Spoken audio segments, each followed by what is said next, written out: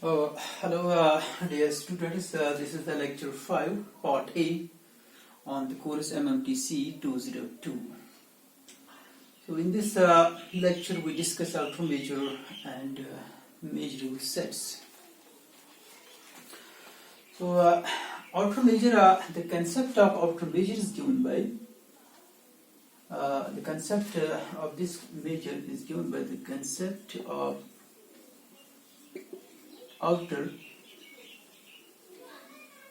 measure is given by C. Theodori. It is given by C. Theodori. The concept of outer measure is given by C. Theodori. And the definition is as follows. The definition of outer measure, the definition of outer measure is as follows. So its definition is it's a set function actually. Definition. Let S be a summary. Let S be a summary. Then a set function mu from power stop x. So here the domain is the whole power stop x. To the set 0 to infinity is called an outer measure. Is called an outer measure if it satisfies the following properties. First property, mu of phi is equal to 0. Second property is that if A is subset of B, then this should imply mu of A, and this implies mu of A is less or equal to mu of B. So that means this mu is monotone.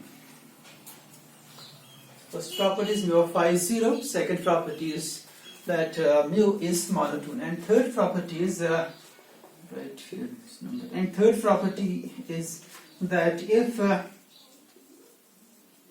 An is any sequence in S, then mu of union n runs from 1 to infinity An is less or equal to summation n runs from 1 to infinity mu of A. Given any sequence An of sets in S, not in S, in power stop x, they are all subsets of x. Here power stop x is the domain of mu. If An is a sequence in power stop x, then mu of union, countable union, is less or equal to summation n runs from 1 to infinity mu of An. And this property is called, and we call it, this mu is sigma sub additive.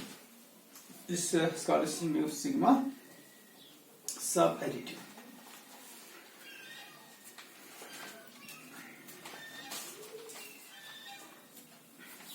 Now this outer measure it need not be sigma additive.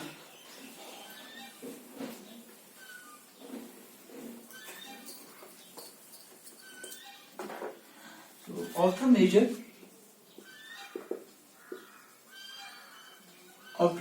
need not be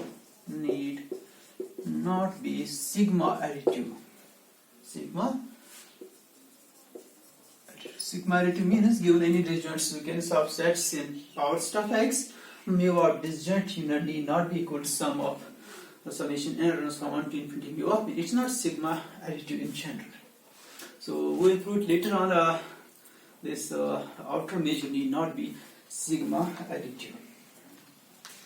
But we will show that in next few lectures. But we will show that mu is sigma additive mu is sigma additive when restricted to when we restricted mu to a certain class of subsets of X, certain class of subsets of X, and those that class of subsets is actually class of measurable sets. Class of measurable sets. Class of that we will define here class of measurable sets. But this mu is sigma additive when this mu is restricted to the class of measurable sets, and we'll see it later on. It satisfies the sigma additive property on class of measurable sets. So first of all, we define this measurable set. Measurable set. Definition of measurable set. And so a measurable set is suppose we have a set E, then we say that this set is measurable. If for any set A, mu of E is equal to the measure of E, you can say the outer measure of E is equal to the outer measure of this portion for any subset A of X plus the outer measure of this portion.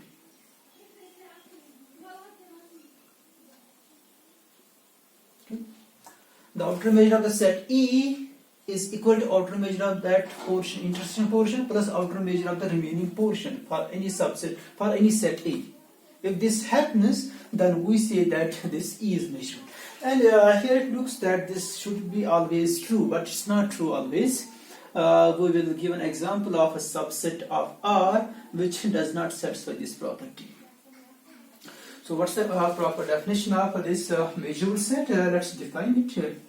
Definition. So that in this section, throughout mention further, throughout this section,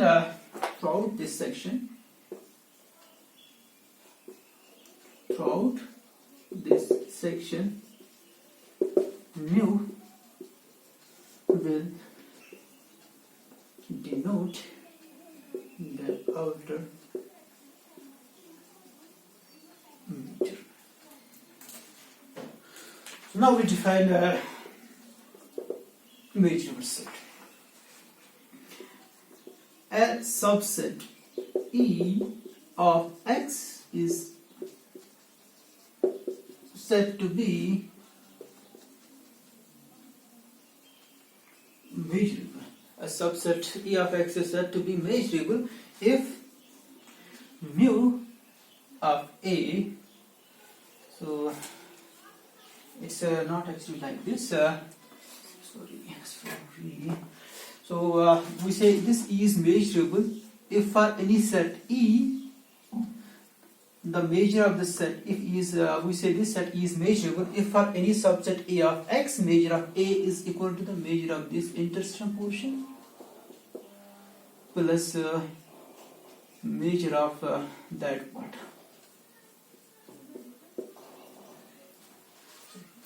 It's said to be measurable if mu of A is equal to mu of A intersection E, so that's the intersection portion, plus mu of A intersection complement of E. What's complement of E? That's outside of E.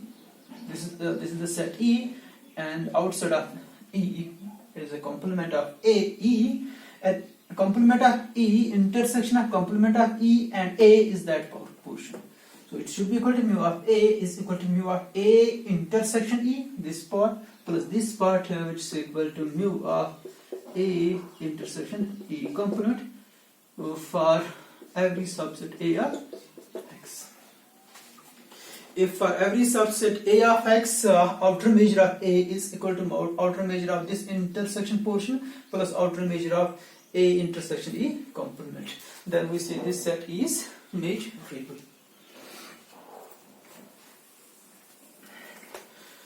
So we first note that this mu of A is always less or equal to this. So in order to prove the equality, then we need to prove that mu of A is greater or equal to this, because less or equal to is always true. So we'll see that we have A is equal to A intersection E union E complement, because E union E complement is the whole set, and intersection of whole set, intersection of A with the whole set is equal to A. That's equal to A intersection E union A intersection E complement. So therefore mu of A, it's equal to mu of A intersection E plus mu of A intersection E complement. Oh, sorry, it's not. It's equal to this mu of, because this set is equal to that disjoint union, it's equal to A intersection E union A intersection E complement. So since mu is an outer measure, therefore mu of the union is less or equal to sum of mu's. It's less or equal to mu of A intersection E plus mu of A intersection E complement. So thus mu of A is always less or equal to mu of A intersection E plus mu of A intersection E complement. It's always true. So therefore, in order to prove that this set E is measurable, it is sufficient to prove that mu of A is greater or equal to mu of A intersection E plus mu of A intersection E complement. So therefore E is measurable. Therefore E is measurable if and only if mu of A is greater or equal to mu of A intersection E plus mu of A intersection E complement. Okay.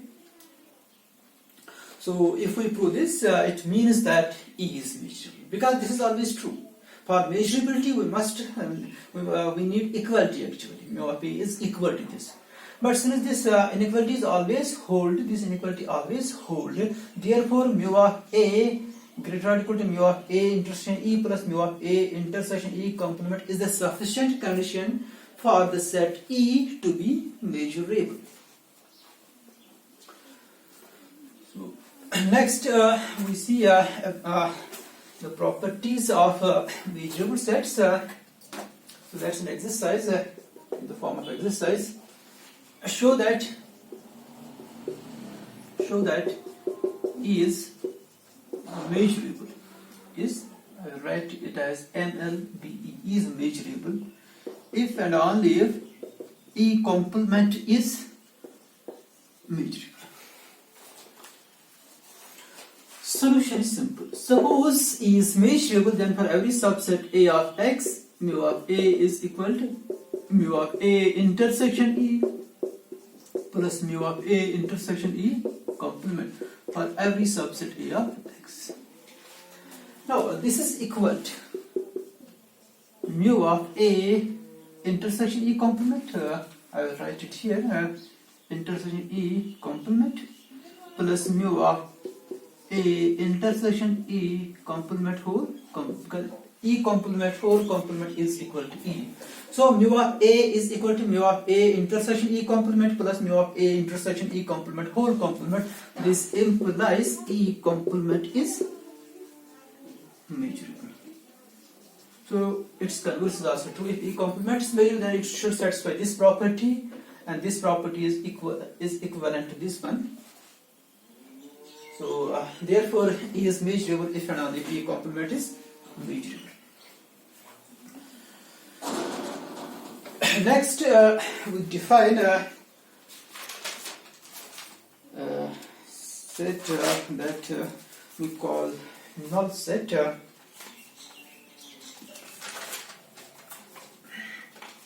Null set. Let's define null set. Null set. A subset E of X is said to be a null set. Said to be a null set if its outer measure is 0. Any set having 0 outer measure is called a null set. So what's the example? One is a trivial example. Because mu is outer measure, therefore mu of phi is always equal to 0 by definition. So it implies that this phi set is a null set. Now next we prove an interesting property of a null set which states that these null sets are always measurable. So in particular phi set is measurable because phi set is a null set. So next we prove that these null sets are always measurable.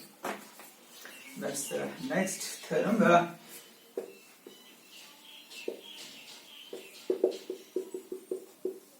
Every null set is measurable. Proof. So suppose E is a null set. We show that E is measurable. So that means we show that mu of A must be equal to mu of A intersection E plus mu of A intersection E complement for every subset A of X.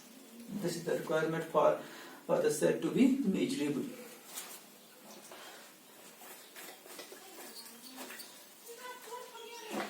So let's prove this. Since we have this A intersection E is subset of E, and A intersection E complement is subset of E. There is no need to do it. That's simple. This since mu is outer measure and therefore it's monotone by its definition. Mu of A intersection E is less or equal to mu of E, and mu of A intersection E complement is less or equal to mu of A. Now we see this mu of A. What's mu of A now?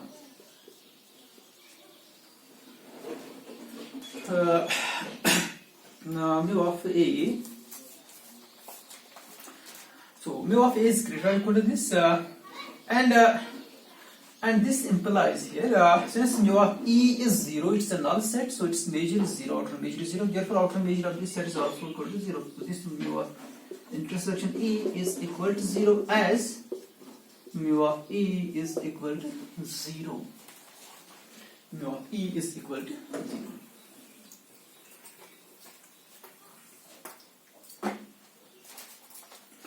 Now,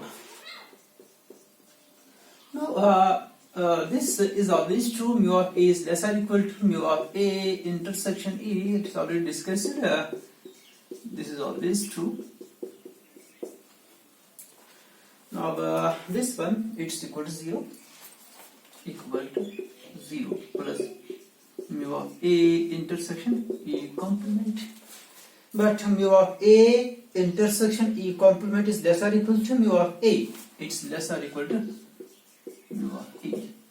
So therefore this number, this sum is lying between the two same numbers, mu of A, mu of A. Therefore this must be equal to mu of A. So that implies mu of A is equal to mu of A intersection E plus mu of A intersection E complement.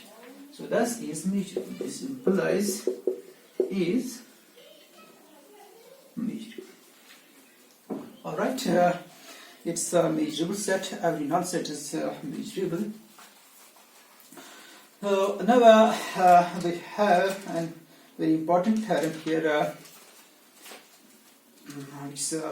Let's write it as a lemma here. Lemma. Let E1, E2, so on up to En be disjoint measurable sets. Then we show that this mu of union I runs from 1 to n. It's A intersection E I. It's equal to summation I runs from 1 to n mu of A intersection E I. Prove this.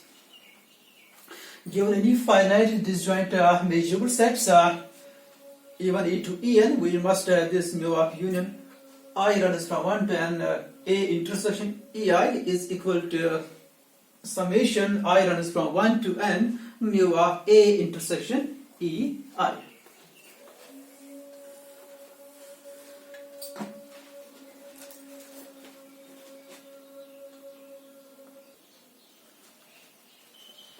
To prove this result, we use induction on n. To prove this result, we use induction on n. Induction on n. For n equal to 1, we have nothing to prove. For n equal to 1, this side will be equal to mu of A union E1, and this side is also equal to mu of A union E1.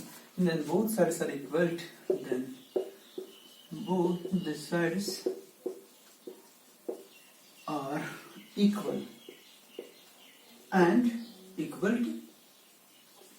They are equal and they are both equal to mu of A union E1. So result is true for n equal to 1. Assume inductively that the result holds for n equal to k. Assume inductively that the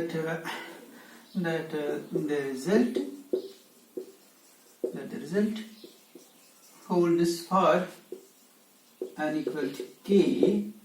That is that this thing hold mu of A. It's mu of union I runs from 1 to k A intersection E I is equal to summation I runs from 1 to k mu of A intersection E I. So as if this is true, this equation holds. We show that it also holds for n equal to k plus 1. We show that it also holds for n equal to k plus 1. That's we show this. That is mu of union I runs from 1 to k plus 1 A intersection EI is let's write this equation star. Name this equation star.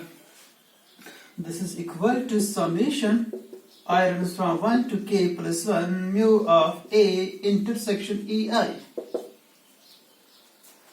So this is our assumption, and we need to show that this equation mu of union I runs from 1 to k plus 1 A intersection EI is equal to summation I runs from 1 to k plus 1 mu of A intersection EI.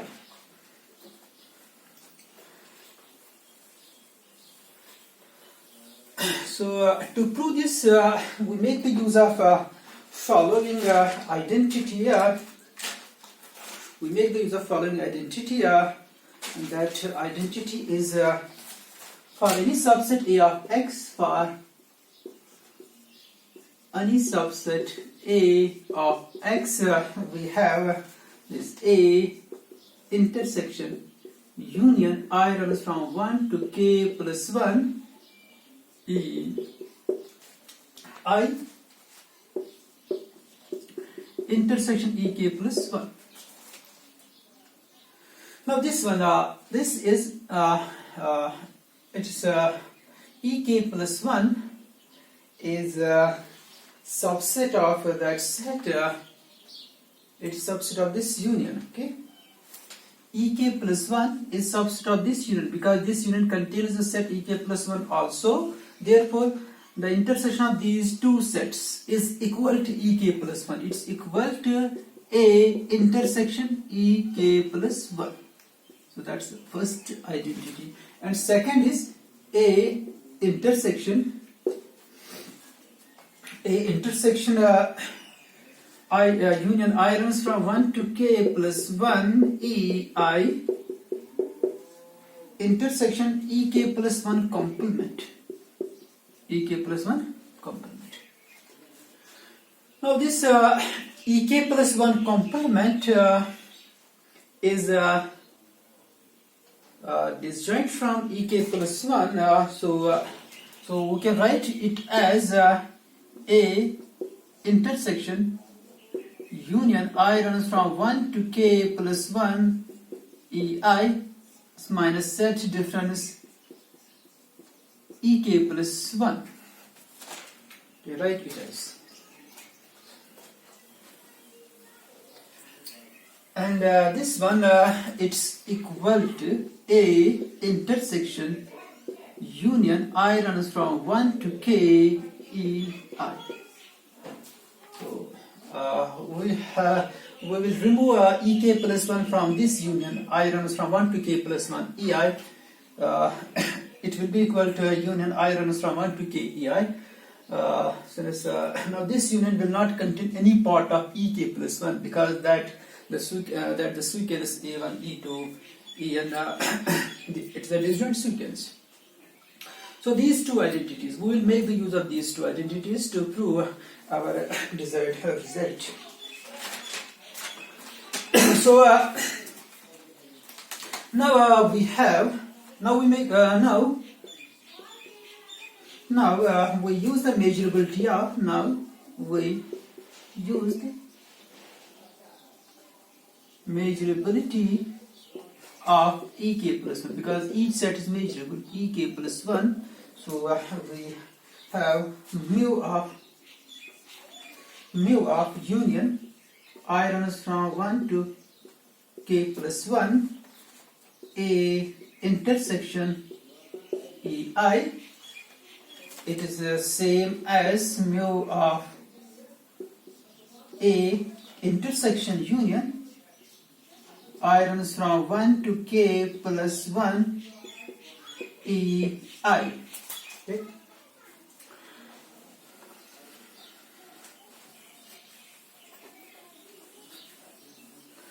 Now since ek plus 1 is measurable, this mu it's equal to mu ek plus 1 is measurable means mu of A is equal to mu of A intersection ek plus 1 plus mu of A intersection ek plus 1 complement for every subset A of x.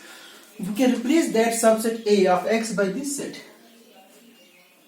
this one. So it will be equal to A intersection union I runs from 1 to k plus 1 ei intersection measurable set plus mu of the set, that A set where A is replaced by this set, it's A intersection union I runs from 1 to k plus 1 ei intersection the complement of the set which is measurable.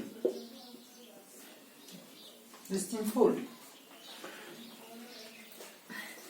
Now we have already seen that these two sets they are equal to, it's equal to mu of this set is equal to A intersection ek plus 1. This set is equal to A intersection ek plus 1 plus this set, it's equal to A intersection union I runs from 1 to k just ei.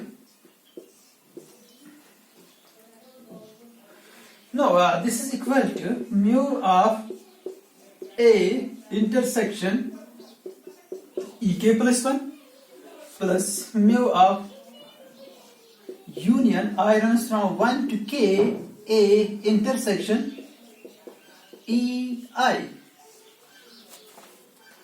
and this is equal to mu of A intersection EK plus 1 plus this one by inductive hypothesis, since result is true for I equal to k, it's equal to summation I runs from, or you can use star, I runs from 1 to k mu of A intersection EI.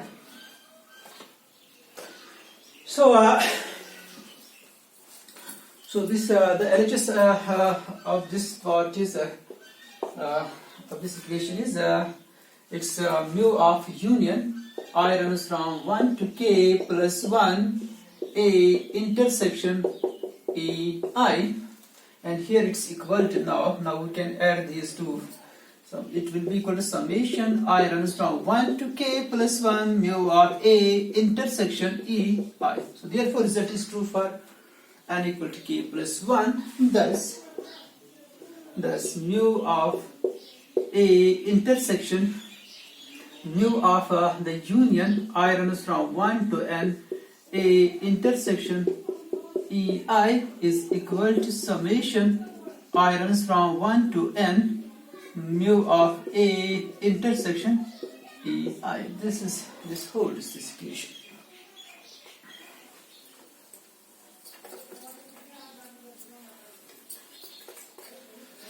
Now this is now we have an important fact from this. Let's name it double star. Since double star holds for every subset A of X, so let's replace A by X, because X itself is subset of X. Then we have the following mu of union, because X intersection EI is EI. I runs from 1 to n EI. It's equal to summation I runs from 1 to n. It's mu of A is X. X intersection EI is EI. So that means given any finite number of disjoint sets, disjoint measurable sets, mu of the finite disjoint union is equal to summation I runs from 1 to n mu of EI. So now this is actually a finite additive property. So that completes this lecture. Okay.